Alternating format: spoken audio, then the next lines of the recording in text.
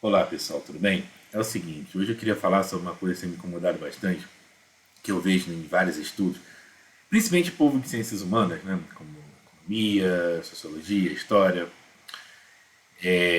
Ao contrário de ciências exatas, que até tem, por exemplo, na física, uma física mais avançada, moderna, até tem teorias diferentes para explicar certas questões que não foram elucidadas, existe um consenso muito maior. Ciências humanas, esse consenso é quase nenhum. Você tem várias linhas de pensamento, forma de ver o mundo e tudo mais. Até eu acho até interessante, é uma das coisas que eu gosto de ciências humanas, de poder pensar na questão interpretativa, pensar na questão epistemológica, ver quais são os modelos e visões de mundo que fazem sentido, quais que não fazem. E você é uma diversidade muito grande que ajuda a gente a entender o mundo.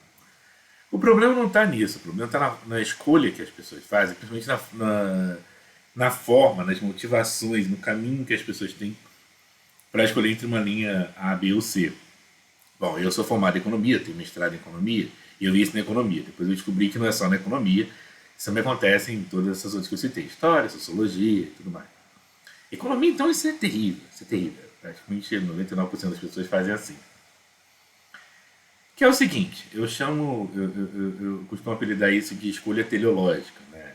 Teleologia, teleo, quer dizer, finalidade, né? Então, é meio que de trás para diante, vamos chamar assim. Não sei se esse nome tá bom ou não. Eu inventei uma vez tentando explicar qual é o meu ponto de vista, mas de qualquer forma, seja qual for o termo que a gente usa, eu acho que o principal que a gente tem que entender é como é que é o mecanismo de escolha. As pessoas, a economia ela impacta muito a política. Ela fala das bases materiais e econômicas da sociedade, né? Fala de dinheiro, fala de consumo, fala da produção material, do setor produtivo toda a economia, enfim. Né? É algo tão importante ao ser humano que está sempre presente em política e outras áreas assim. E aí a questão é a seguinte: as linhas políticas, muitas pessoas escolhem porque pertenceram ao grupo A, B ou C, porque se associaram com pessoas e começaram a achar determinada trajetória política, ideias políticas corretas. Às vezes até que nem religião e time de futebol. A pessoa nasceu numa família de esquerdistas ou de liberais, a pessoa segue o caminho, ouviu sempre aquilo, se acostumou com aquelas ideias e tende a achá-las mais natural do que ideias de outras linhas, por exemplo. Né? Seja qualquer uma, pode ser essas três principais: esquerda, liberais e conservadores, pode ser outras linhas políticas também, tanto faz. Só que aí, se essa pessoa resolve fazer, por exemplo, a faculdade de economia, o que eu notei é o seguinte: a pessoa ela vê que várias linhas econômicas elas tendem a, no final, justificar um determinado ponto de vista. E ela escolhe por aí, o que é totalmente errado, na verdade. É você escolher do lado avesso. Né? Uma ciência, como é que ela constrói uma ciência no sentido saudável da palavra? Você tem um determinado conjunto de premissas que você acha razoáveis, e aí você constrói com essas premissas, você vai por deduções lógicas a partir dessas premissas, essas certas afirmações que você já considera corretas, que são essas premissas, né? Daí não premissa, vem de pré, antes, elas são anteriores, são iniciais, e aí você deduz logicamente uma série de conclusões, e na medida do possível, esse possível, claro, varia, aliás, uma das coisas que diferencia ciências humanas e ciências exatas, mas na medida do possível você vai vendo se aquelas conclusões fazem sentido com o que você está vendo ou não. Se elas têm um bom caráter preditivo, se for de previsão, esse é um sentido forte, mas interpretativo, algumas coisas assim, mas até normativo, embora isso aí já comece a ficar um pouco complicado, enfim. Mas ela funciona bem, vamos falar assim, sem ficar também, senão o vídeo vira quase uma live de 2 horas, né? Ficar explicando o que é isso em cada ciência, mas assim, ela tem. Se ela explica bem a realidade ou se ela não explica nada, de repente ela não tem nada a ver com isso. E é engraçado, porque na verdade em ciências humanas não é nada assim que as pessoas seguem. As pessoas seguem de forma totalmente distinta. Como eu falei, a pessoa já pega, ela parte da conclusão que ela quer chegar e vê qual é a teoria que chega na conclusão que eu quero chegar. Então elas não estão arrumando uma teoria, elas estão arrumando uma desculpa. Você acredita naquilo e segue.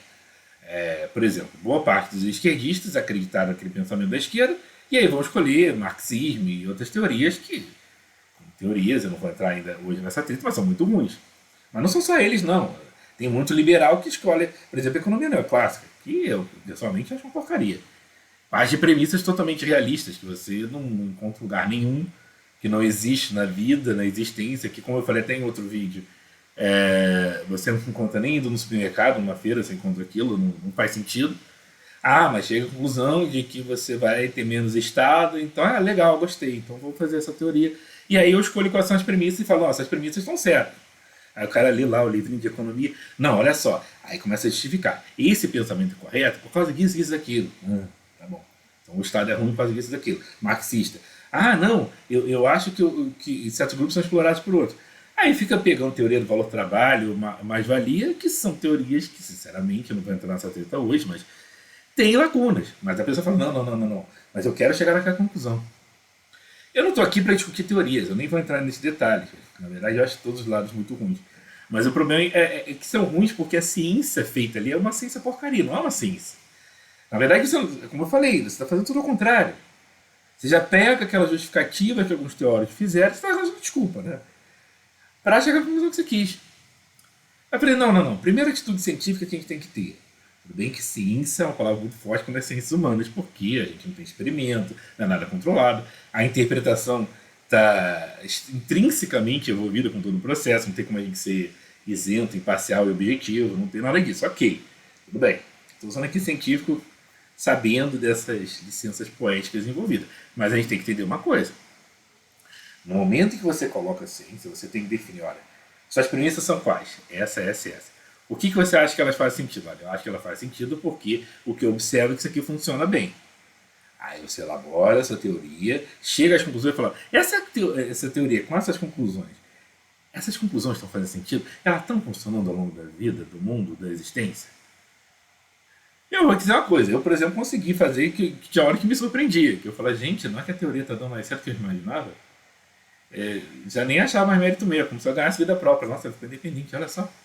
Né? Virou que nem filho, assim, quando virou muito independente e te orgulha. Então, eu olhava e falei, gente, essa teoria conseguiu explicar essa questão?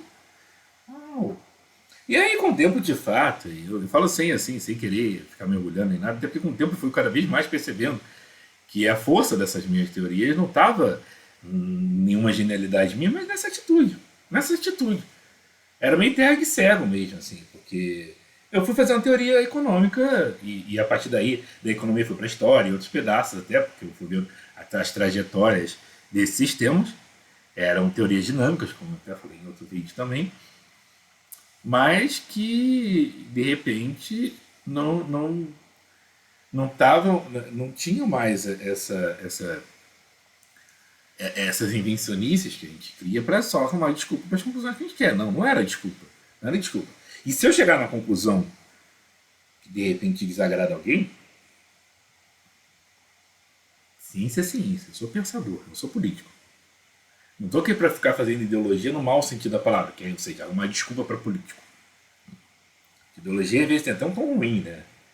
Enfim, parte desse tom ruim, dessa conotação ruim que a palavra ideologia criou, é por causa disso. Boa parte delas são usadas mesmo para dar desculpa para político. Ou para movimentos políticos em geral. Não precisa ser o cara lá. Mas movimentos políticos. Não. Então a gente tem que provar que essa teoria está certa, porque ela chega na conclusão que eu quero. Mas sabe, você tem marxista defendendo a teoria do valor do trabalho, você tem escola neoclássica com racionalidade perfeita, sistema de equilíbrios, coisas que não. Você fala, mas esse tipo de coisa existe na realidade? Onde você viu isso? Onde é que você viu? Eu não vou aqui discutir cada uma dessas questões, só estou dando exemplos, não vou entrar no debate da questão em si, mas se você pegar, a pessoa pode defender, não, eu acredito. Tá, então prova, mostra quais são as premissas, onde você vê que essas premissas funcionam, e vamos ver se ela conclui coisa certa. E eu, pessoalmente, acho que nem a economia neoclássica para os liberais, nem o marxismo para a esquerda tem lacunas, assim, inclusive na conclusão também. As conclusões que eles chegam você olha assim, mas a vida que eu vivo, no mundo que eu vivo, isso eu nunca vi, não. Pode, sei lá, que nem tem aparição de OVNIs e de voadores, pessoal, de repente você pode ver algum mundo encantado e perfeito, um conto de fadas, onde alguma dessas coisas funciona, mas para mim não funciona. Para mim não funciona. Não faz sentido. Cadê isso? Cadê? Ah, mas então você quer dizer? Não quero dizer nada. Eu não quero dizer, porque eu não estou nessa de arranjar desculpa, eu não estou pensando no final. Ela tem que ser do começo indo para o fim, e não de trás para diante, como o pessoal faz. E você não pode entrar na contramão. Ciência não admite contramão. Nem a ciência econômica, nem a ciência histórica, nem nenhuma. Não admite contramão. A gente tem que parar com isso, gente. É absurdo. E aí você vê como é que as teorias vão criando robustez quando a gente faz isso. Eu aprendi às vezes. Na geopolítica, então, que eu estou vendo bastante já há algum tempo, e agora por uma moda com essa coisa da guerra da Rússia e Ucrânia, né? Aliás, Rússia e Ucrânia por enquanto, né? Na verdade, daqui a pouco você já está tendo um desdobramento que não me espantaria se virasse de nível mais mundial, envolvendo várias outras nações, como foi na Primeira e Segunda Guerra Mundial. Mas não há dúvida nenhuma de que esses sistemas são mais bem compreendidos quando você tem uma ciência que não anda na contramão. Né? Aliás, eu vou te dizer, o que eu mais pulou, pelo menos aqui no Brasil que eu vi, mas eu vi em outros lugares também, é povo comentando essas coisas de geopolítica, querendo dizer, não, esse lado deu certo, não, aquele lado deu certo. Eu falei, meu filho, eu vou afetar o quê? Eu não tenho que dar opinião nenhuma. Não é meu país, eu não vou afetar. Eu vou afetar o que o Putin, o Zelensky, o que quer que seja, está fazendo? Não. Eu estou aqui, aqui nesse meu videozinho do YouTube. Então não cabe a mim dizer, o que eu quero é analisar e garantir que o máximo possível de pessoas comecem a analisar também de forma saudável, como eu estou fazendo. É analisar, é só analisar, sem ficar dando juízo de valor. A gente não tem que ser normativo. A gente tem que dizer o que a gente achava. Ah, eu acho o Putin um cara legal, não acho ele cara um vilão. Isso não é Disney, gente. Isso não é desenho da Disney, isso é assim, a realidade. O que o Putin é? Ele é aquilo que ele é. Ele é uma pessoa que existe, está lá. Aceite, você gosta, não gosta, a gente vê depois. A gente discute depois. De repente você fala, ah, eu gostei, não gostei, aí você é problema seu. Com todo respeito. Mas é problema seu. Porque vai afetar lá. Vai afetar o quê? Mesma coisa, Zelensky. Ah, eu acho que a Ucrânia não devia se meter com isso. Você acha, meu filho, mas você falou isso até jogou na rede social. De repente nem ucranianos viram. Nem ucranianos falam português, não sei se viram. Então, mesma coisa. Aí tem Europa, Estados Unidos, agora a China, Japão, Coreia do Sul, Coreia do Norte. Daqui a pouco até Vietnã, tentando Venezuela, aqui também. Na Latinoamérica tem alguns que estão complicados. O próprio Brasil, aí Brasil a gente já influencia mais, né? Mas agora o processo eleitoral aí vigente, aí a gente já pode dar um pouquinho mais de pitaco. Mas era bom separar também as coisas. Vamos analisar melhor como é cada coisa, porque dessa compreensão é que a gente vai entendendo melhor como é que cada coisa se arruma. Sem querer chegar no final prévio, pré-determinado, sem jogo de cartas marcadas. Não, as cartas têm que ser todas desmarcadas e a gente tem que jogar o jogo do começo até o fim. Não está para diante. Né? Sem saber, e partindo assim, quais são as premissas, como é que é o seu começo? O que você acredita? Acredito que esses fundamentos são interessantes. Tá bom. Por quê? Vamos discutir, será que... Às vezes até o próprio fundamento já são afirmações que a gente nem verifica. A premissa em si já olha e fala, sério, gente? Ela em si, não estou nem falando as conclusões dela, ela em si já é tipo, caramba, mas onde você viu isso? Ah, tem modelos idealizados. Tem sim. Mas lembrando sempre que o modelo idealizado é uma limitação do momento. Todo modelo menos idealizado é melhor. Economia, por exemplo, essa coisa do equilíbrio perfeito. É uma besteira.